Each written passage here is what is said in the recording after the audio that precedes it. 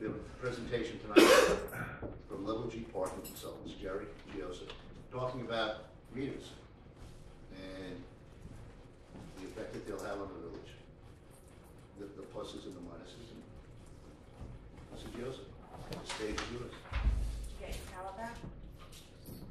Yes. You have lights yet, Jerry? Did you get your towel back? Yesterday. No. Yeah.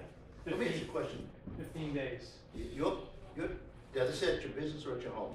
Both. At your home, are your telephone poles on the street or behind your house? Behind the house. That's the problem. I talked to some guys very quickly. After Fire Department housed 35, 40 guys from Nova Scotia, Canada, Nova Scotia.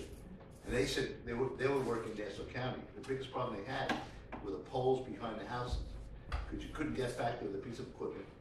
They had to drag the poles by hand. They had to dig the holes out by hand and drop the poles in.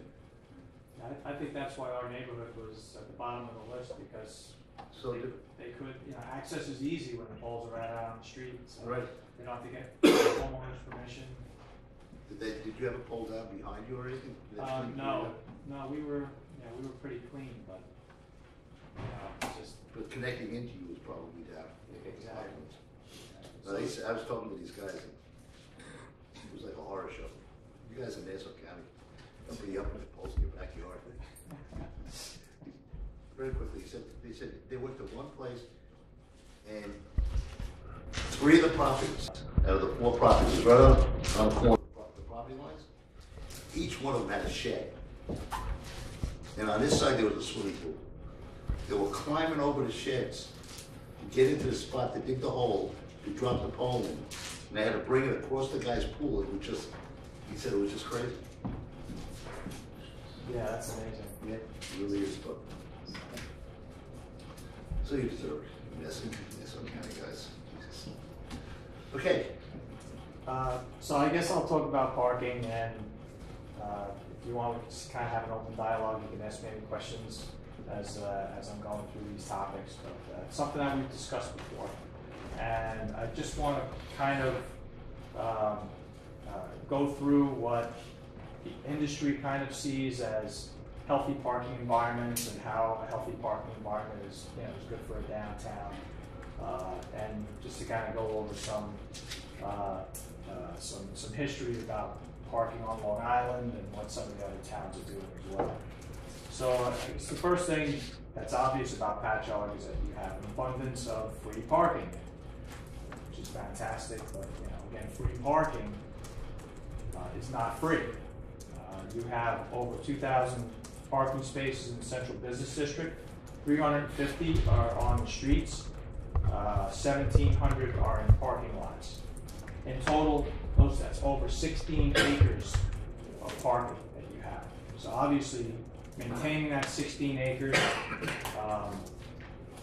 putting up lights, maintaining the lights, running the lights, enforcing the parking spaces, removing the snow removal, you can see how the costs start adding up. So the free parking supply, from your perspective, really is not free.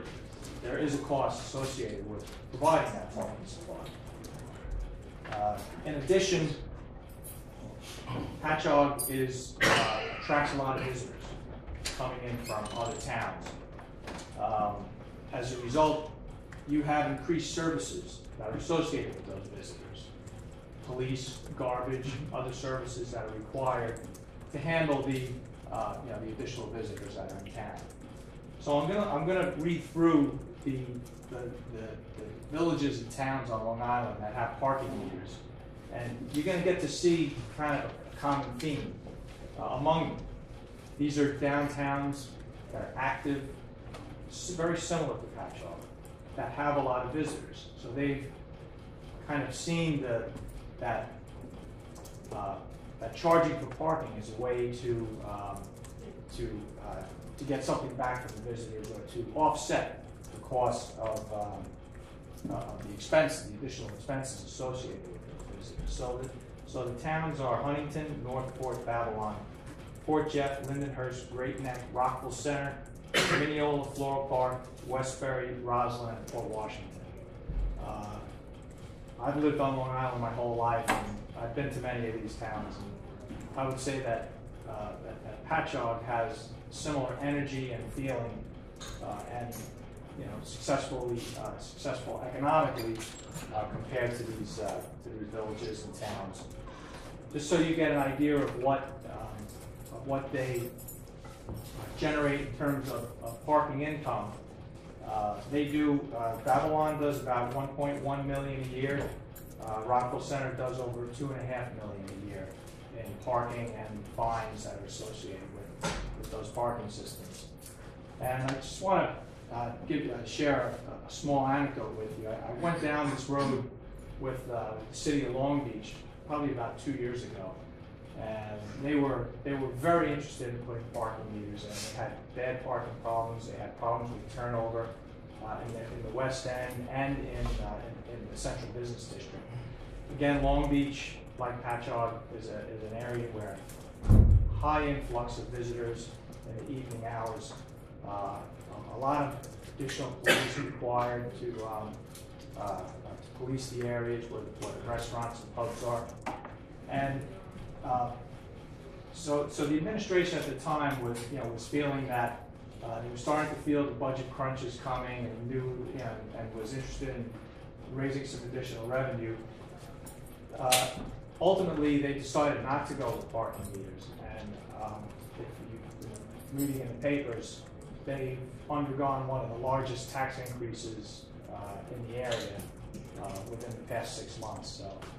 So ultimately, the burden of the additional costs and services was placed onto the taxpayer. So really, when you begin to charge for parking and offset your expenses, you are taking a burden off of the taxpayer, off the commercial tax base, and the residential tax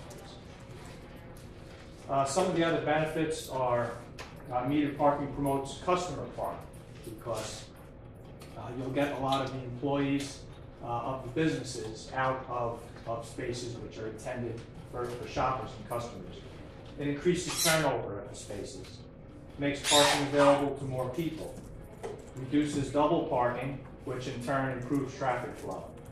And it also reduces cruising, driving around looking for spaces, which in turn reduces emissions.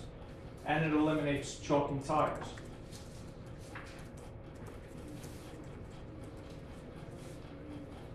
One of the things that I believe about parking revenues, and in most cases, municipalities will recycle money that is collected from the parking meters back into the blocks that the parking meters are sitting.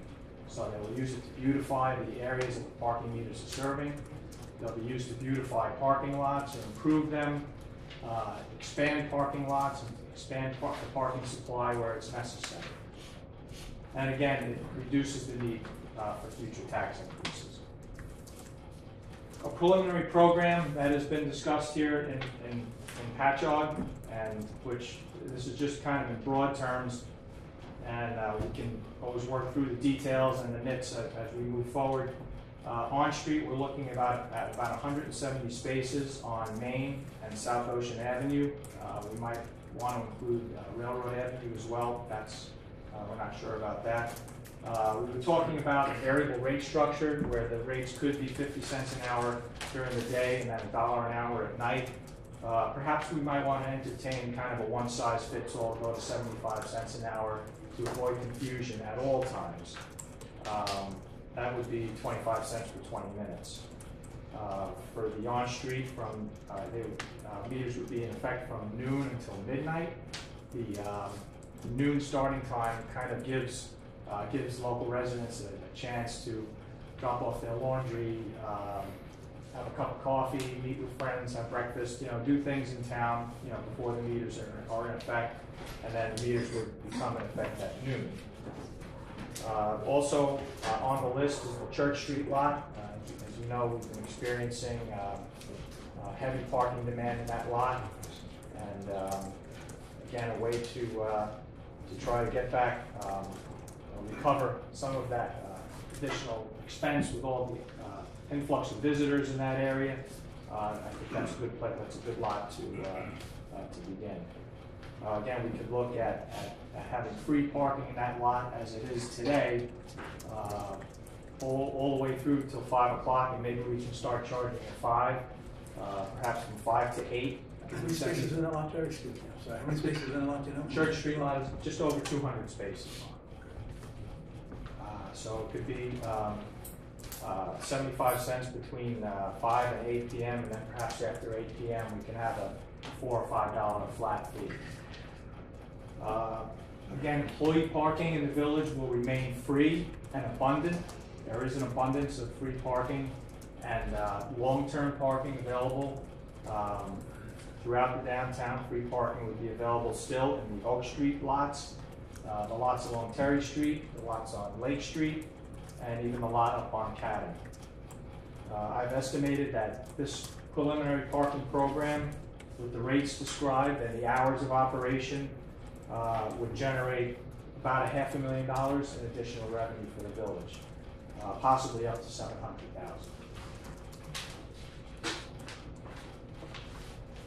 In terms of collecting the revenue from the meters, rather than using single-space meters, we would consider multi-space meters, which are more highly advanced meter machines. They take credit cards. They don't have as much street clutter. One multi-space parking meter can take the place probably of 10 to 15 individual parking meters. Again, you can have multiple payment options: cash, credit cards, smart cards, tokens. You can add a pay by cell phone feature to these machines as well. There's reduced cash handling. Each machine has an accounting of how much cash is in the machine. The lock. Each machine has a lock box that is taken out, so the possibility of theft is greatly reduced out of the meters. They're solar powered, so you don't have to wire them up with big trenches in the streets. They leave a paper trail, solid state, generally easy to maintain. They're good for, they will generate reports in terms of how much activity, parking activity each meter accommodates, the amount of revenue collected. So these reports provide a lot of useful information in terms of utilization. Are they accessible through our computers? Is it something that we could monitor off-site also? One of the vendors offers an on-site solution to that, where you would actually have your host server would be here in Village Hall. But most of the others have an off-site server that you would access all that information from. Web-based? Yes. So and there is a fee associated with it. It's usually about $40 per machine per month to access that data, and also all the credit card transactions and everything go through that, and it's all PCI compliant and dedicated for that use. In general, the machines would pay for themselves in less than 12 months, and they will last from their track record about 10 years. There are merchant programs, validation programs, where merchants can validate their customers' parking transaction through these machines.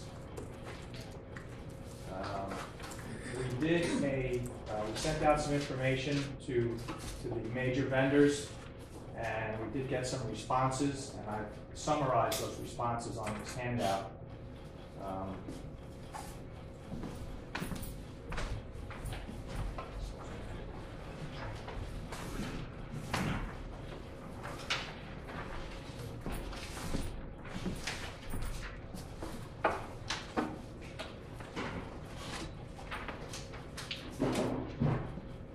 We got responses from 4 of the 6 major vendors, just as a request for information. And the 2 vendors, the 2 other vendors, I had some quotes in my office from recent projects that they had submitted, and also some information on the internet that I was able to glean.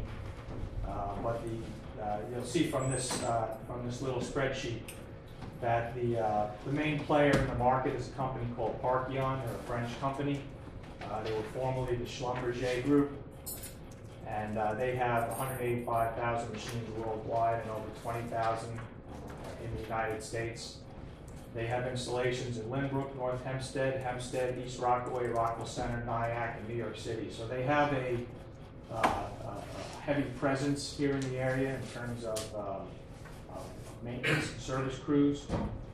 You'll see the other 5 vendors have various levels of experience behind them, but again, Patchogue is the #1 vendor. On the second column from the end on the right, you'll see that the cost of these machines ranges generally between $10,000 and $12,000 a piece. There is one vendor, a German company called Hectronic, that is offering a reduced rate on their machine because they're trying to enter the U.S. market in a big way. So they've reduced their costs considerably. I have pictures of them below. Some of them are prettier than others. The one second from the right, the digital machine, a lot of people believe it's a good looking machine, but when you add the solar panel to the top, it looks a little awkward. It doesn't have the solar panel built into it. So that's pretty much what I have here. Did certain machines, when you talk about using cash, can you just limit it to coin? You can. Because it seems like dollar bills are what. Yeah, the one Achilles heel of these machines is the bill acceptor. It tends to be finicky, and in moist climates, on a drizzly day, the bill acceptors don't always work, and they do add about $2,000 to the cost of each machine. So a lot of municipalities have chosen for their machines to only accept coin and credit card. So you can put bill acceptors in some machines. This installation that I described along Main Street and in the Church Street lot will require probably about 18 machines. So you can put bill acceptors in some of them if people don't have, you can direct customers to those machines with bill acceptors, because you can pay at any machine. You don't have to just go to the machine that's closest to your space. So each space would have a number designating that space. Like if you were to park in front of a particular store or whatever, that space would have a number that you would punch into the machine. Is that how that would read? That would be my recommendation, to go with a pay-by-space system. It offers you a lot of new technological advancements. If you're familiar with the machines, the pay-by-space machines, the pay and display machines in New York City, you have to take your ticket and go put it in your dashboard and then go to your destination.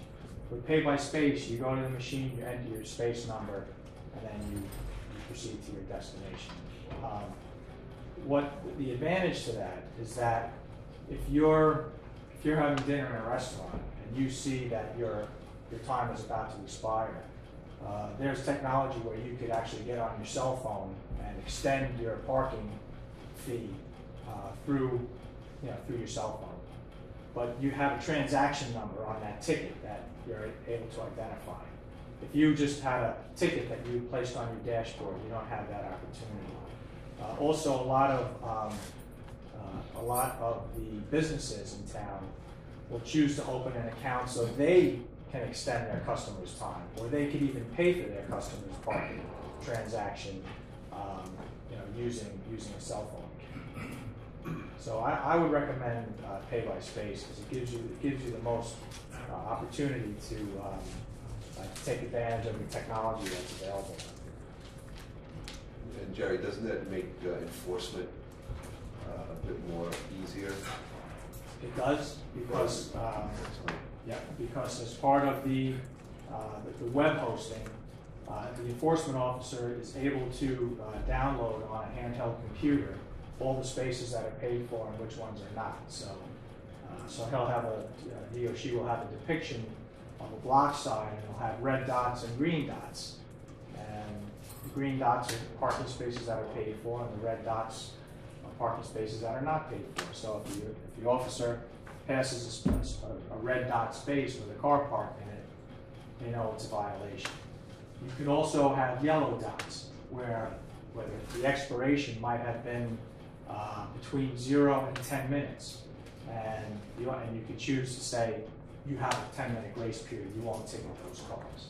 So you can program the machines to work that way as well. But yes, it makes enforcement a lot easier.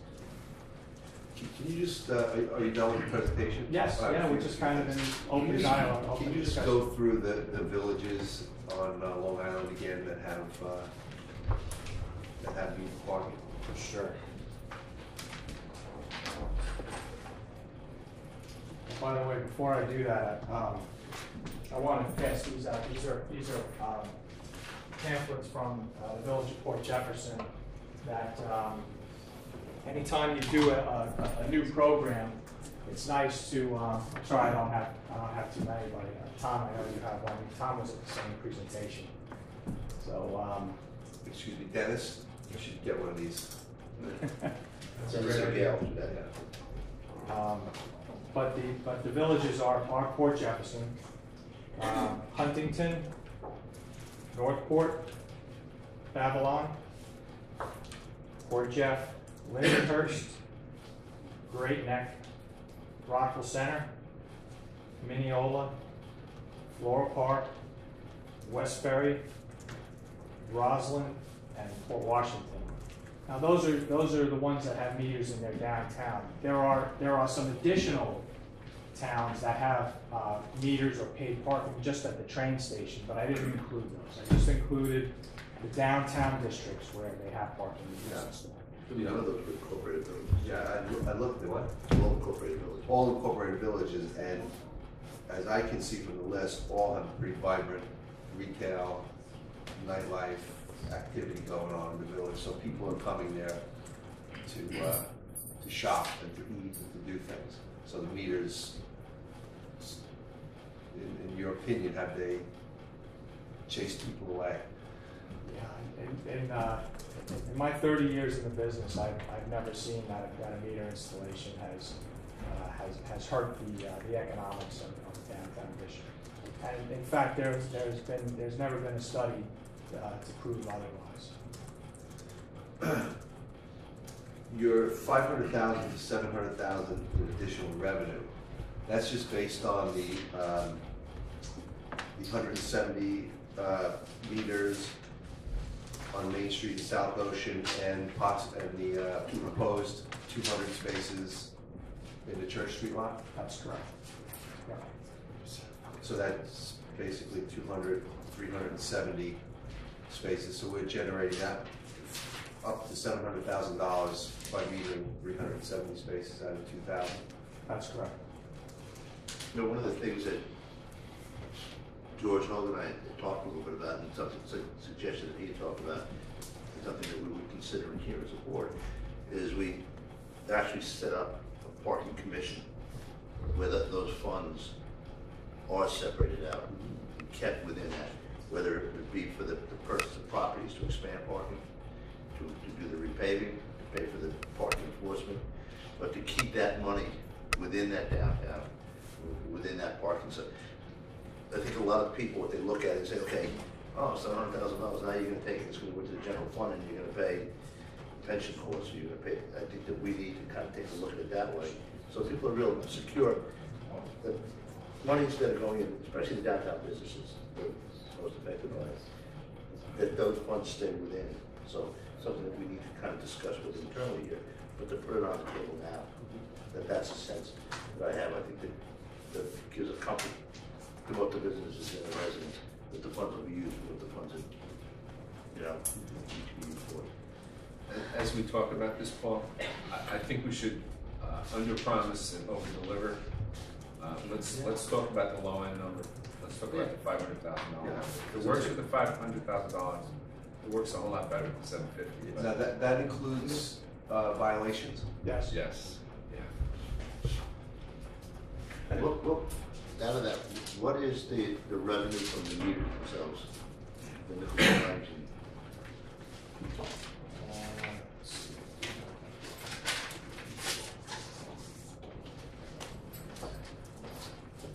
Okay.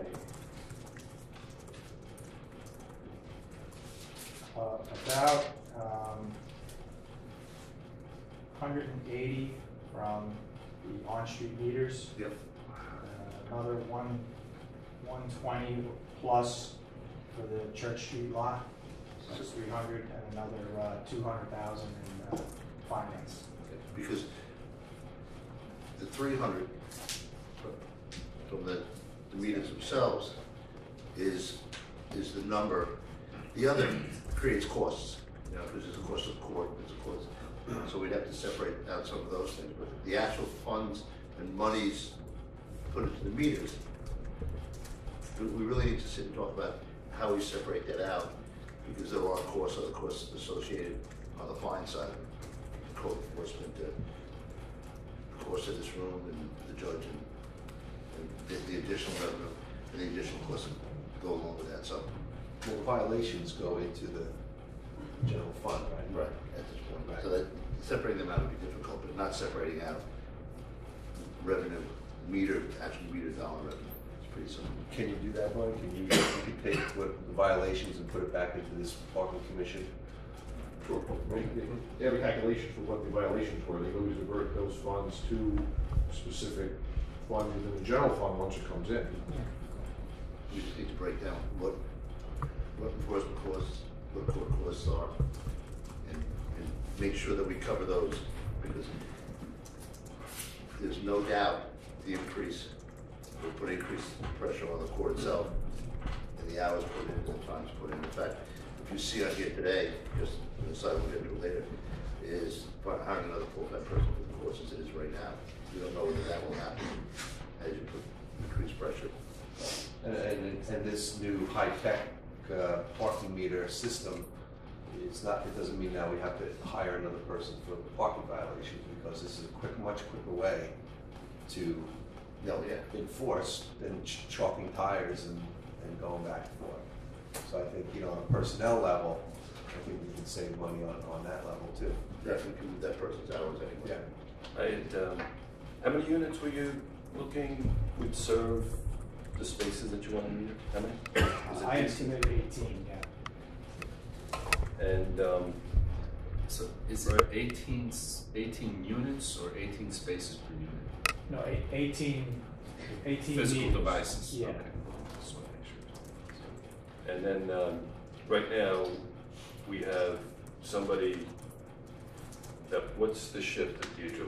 What is her? She's 8 to 4. Right. We would move that shift From 12 to midnight? 12 to midnight or 12 to 8. 12 to 8, and then have, Code guys. code guys do it at night, which is what they do. They enforce parking violations. So our code guys would be the ones that would be essentially meter maids at that, or meter people, whatever. Yeah, that's part of their job, yeah. Sorry. And then the one other concern that I had about possibly metering the Church Street lot is that those lots within the D3 district were essentially assembled and created by the business owners to provide parking for their customers. And we, as a municipality, grant certain allowances for these properties, so they don't need to provide any additional parking, which is a great economic incentive for people to relocate and come into the village. But would we be able to actually meter those spaces that were created by this BUD?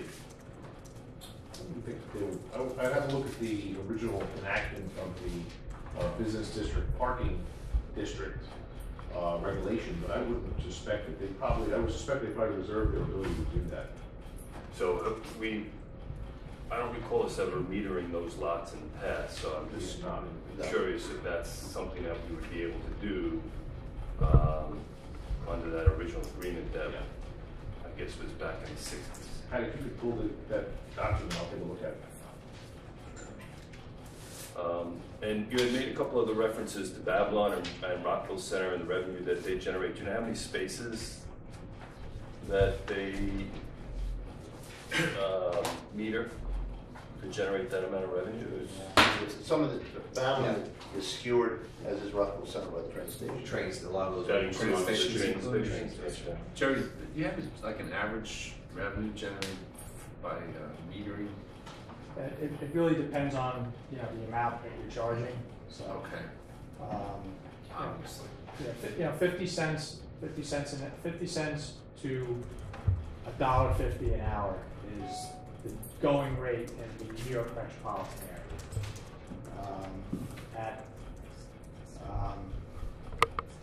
At 50 cents an hour, you can, I mean, just kind of as a rule of thumb, I hate to use these metrics, but you know, at 50 cents an hour, you could think about maybe $1,000 per meter per year. $1,000 per space. Yes, Per space. not- Space, not- right, yes, per space. But again, there's a wide range, you know, I would use that number very carefully. What was Port Jefferson's revenue? Port, Was it close to the, oh, I don't have that. Yeah, they were up at about $300,000 in parking meters and almost twice that much in violations. So they were about $600,000. it was?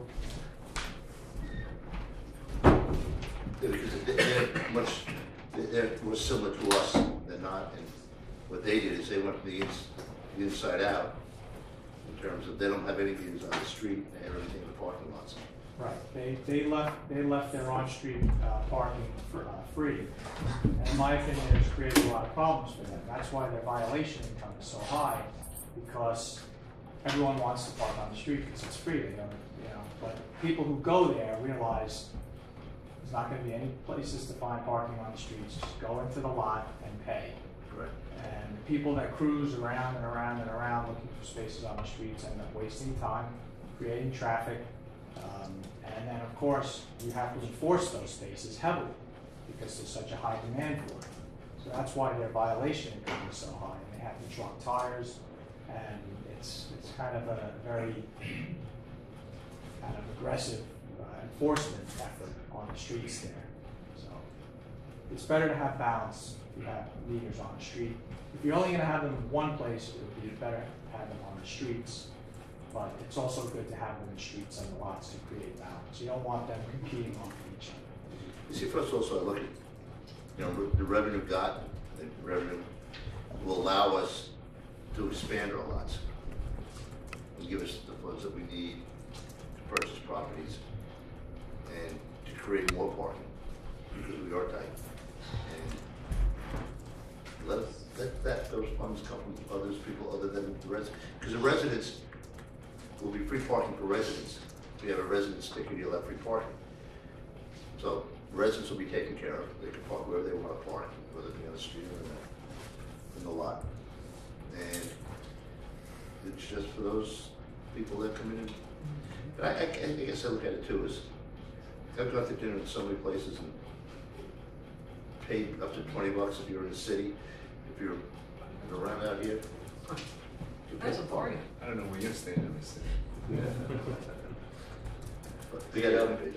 The on-street spaces, what were the boundaries that you were talking about? Was it from Maple to West, or was it from Maple to Havens? What? I believe it was from west to the post office. Okay. Jerry, there are obviously metering is common practice, right? It's done all over the place. Right. And I'm sure there are tons of studies about the impact on business. And are there any studies that show a negative impact on business? I have not seen one. Okay. In my 30 years in the business, I haven't seen one. There's, everyone has a story or an anecdote or an opinion, but there's no evidence of data, empirical data that supports those claims. Any other questions from the board? Yeah, can I ask you a question? Yeah. Just from an enforcement standpoint, the board is considering exempting village residents from parking payment requirement. If let's say and the car is parked in spot 38, and there's a red dot next to that car on the meter printout, spot 38, our officer is gonna have to verify that car has a valid village parking sticker on it before they would issue a citation, obviously. Correct. Right. That's what Port Jeff does. Okay. Yeah, you have to have a sticker in order to qualify for that free parking.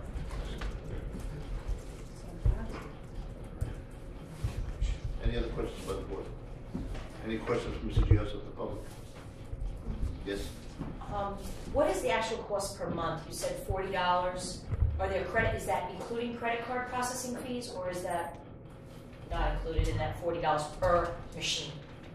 The $40 includes the software and the processing of the transaction, but it does not include the bank fee that's So that associated with the transaction. Falls on the village then? It falls on the customer. On the customer, not necessarily, you don't have to have it fall on the village, you can have the customer pay that fee as part of the transaction. So it won't be $5 for the part, it'd be $5.35 or whatever, that's what they'll say. I think It's processing fees for the credit cards. It's No, all I part- believe it's all so. part of the transaction. If Right. the patron pays $5, right? By the time it comes back to the village, it's $4.75. Right. And that's just Yeah, how those numbers things work. work. I mean, that's, the whole world is that way. Right. Maybe that's not 20. So it's included, the bank fee is included in the transaction. Has there been any studies that show a positive effect that meter parking has on a downtown area like ours, Patchogue? There have been studies that show, not in terms of economics, but in terms of traffic flow So and there's regulating traffic. there's no studies regarding negative or positive effects of installing parking meters in the village? I don't think so. In terms of economics, I don't believe there's any study. I don't know of any studies either way.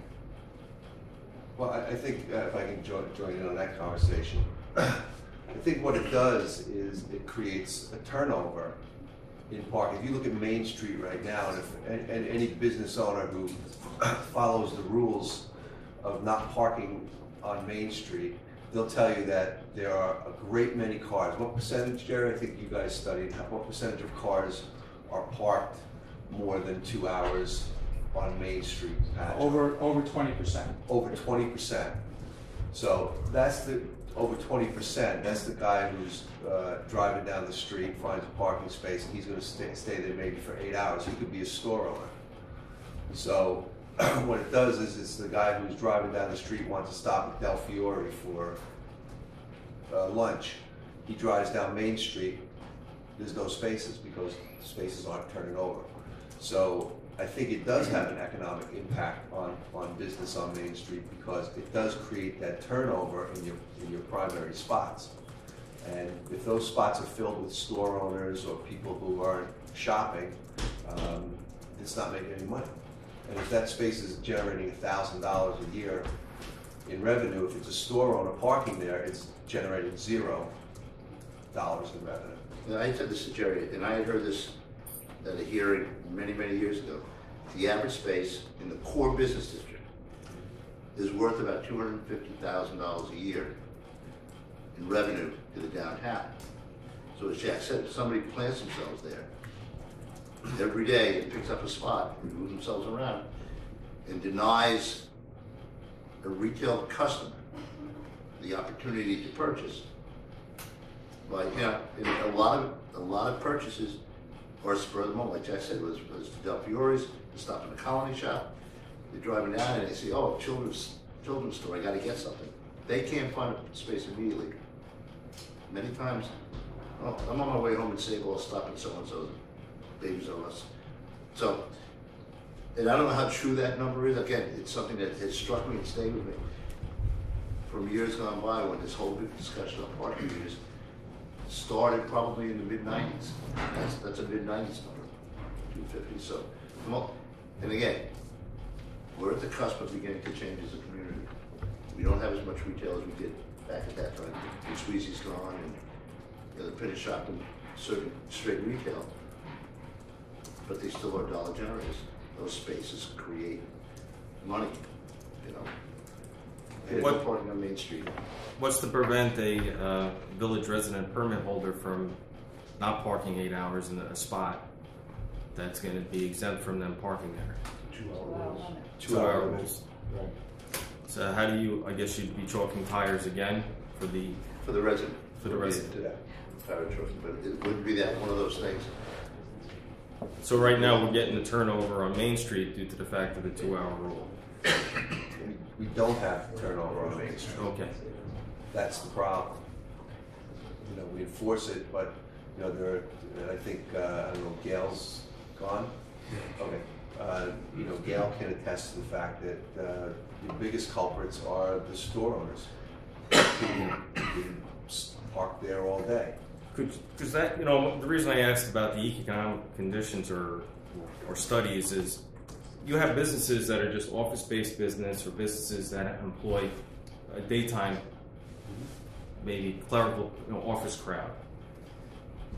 Would there be maybe a permit for employees to park at a certain location or locations throughout the village? There will be, you know, we're just talking right now on-street parking and Church Street, which of course affects you because it's in your neighborhood. Right. But there's still, you know, 1,700 free parking spaces in the village of Patchogue, but people will just have to walk to get there.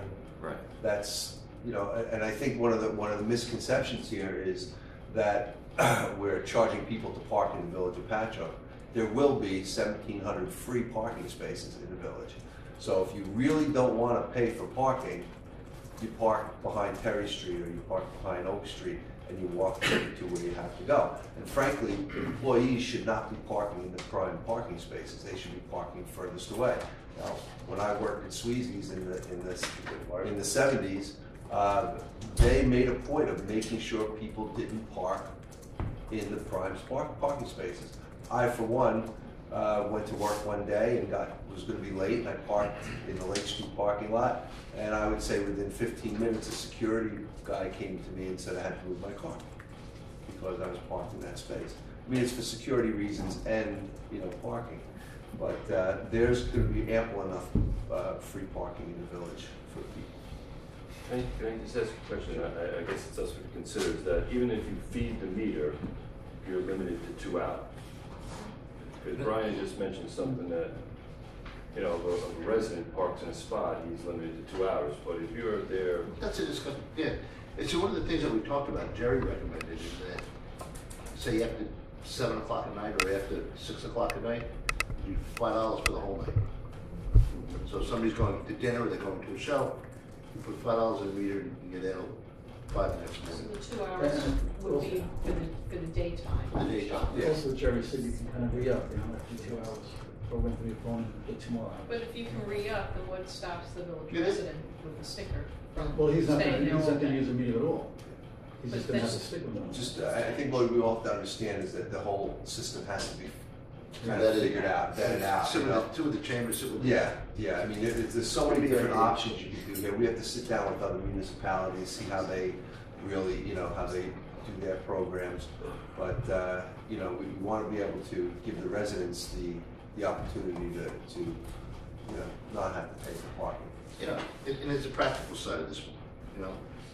Last year, the 2% tax cap came into place. So we're living in a limited fund society now. The limits of what we can, what we have to be able to get done, those things that make this a better place, are becoming more limited as we go along. Just for the sheer fact that you don't want to put pressure on the public.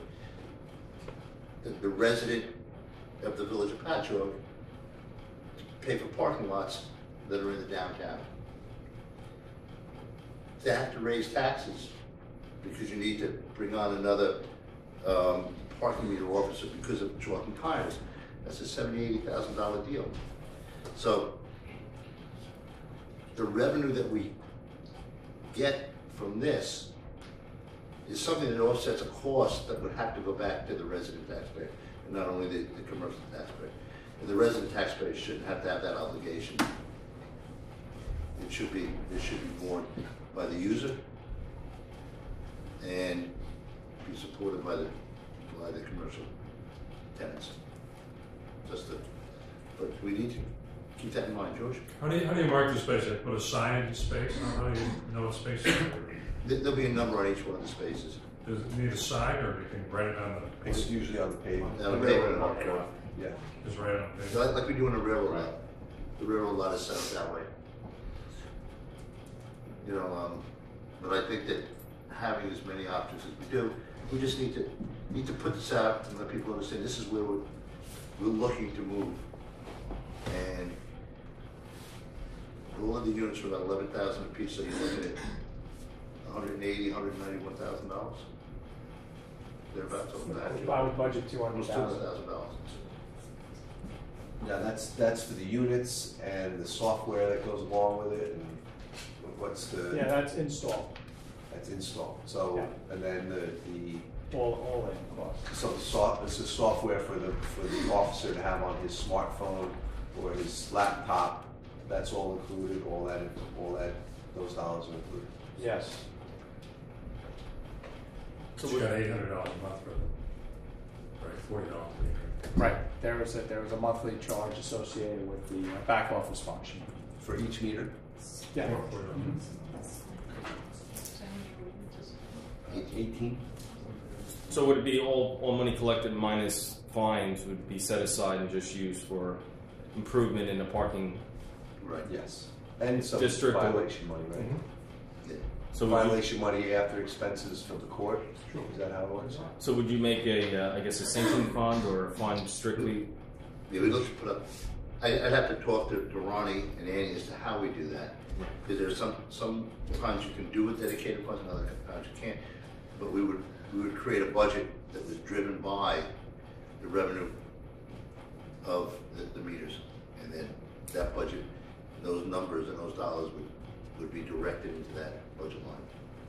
Would you use it to bond out and possibly buy future sites for more parking? Yeah, that's really where a lot of this conversation started, was that if we were gonna do that, how would we do it? And our bond rating now is such that we can probably get money for about 1.7 to 2.2%, 2.5%.